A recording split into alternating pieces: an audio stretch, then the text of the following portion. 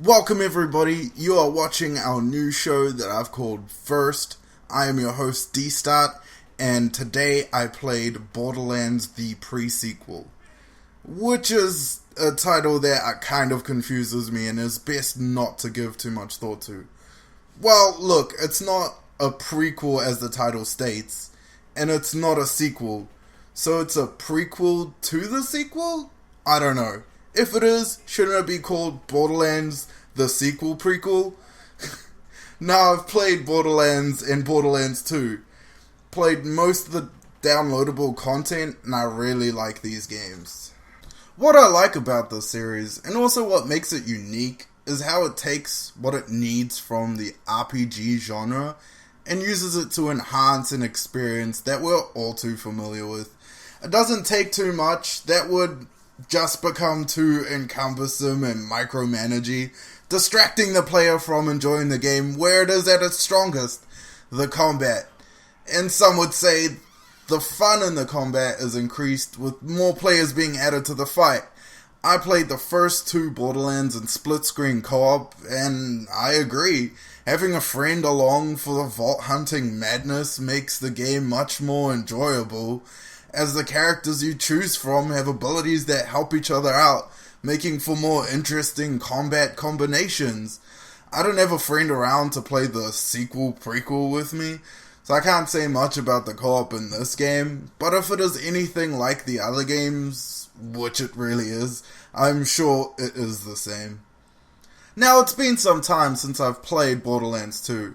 So when I started playing the sequel prequel, I was surprised at how quickly I picked up the controls. It was like second nature, or the fact that nothing really has changed. But somehow I didn't really mind it. I was intrigued from the start, as the story alluded to shining a new light on the infamous Handsome Jack, the main villain from the sequel, who was an absolute asshole. And the game is set on a fucking moon. If I'm not mistaken, it is the moon you can see from Pandora.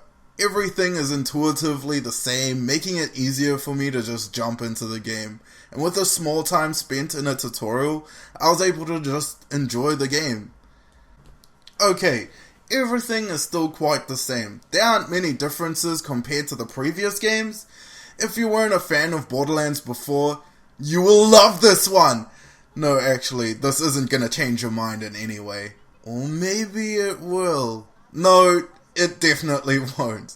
It can be considered as a Borderlands 2.5, but considering some sequels that have been released, Fallout New Vegas, I am looking at you, it would be unfair to single out this game for that reason alone. I would consider this game counted as a spin-off. There's also a gravity system, which adds a new dynamic to the combat of the game. You get an anti-gravity jump, which pretty much acts as a jump like in Halo or Mario Brothers. The longer you hold the jump button, the higher you go within the limits of the jump. You get a boost that is fueled by your Oz-Kit, which just prolongs the length of your jump and sends you forward slightly. You also get a slam that does some AoE damage to enemies close to where you land. This gives the combat some variation, and so far I haven't really been able to use it to much of my advantage. Although jumping high, shooting enemies flying past with bullets whizzing about me slightly reminds me of combat in Halo. Apart from that, this game definitely has the Borderlands feel. The numbers pouring out of enemies as you unload clips into their face with bright red critical signs above it. There's definitely something cathartic about it all that I just can't get enough of. The first real boss that I encountered really used the new gravity system, which is a good way to get the players used to the flying around and using that to their own advantage.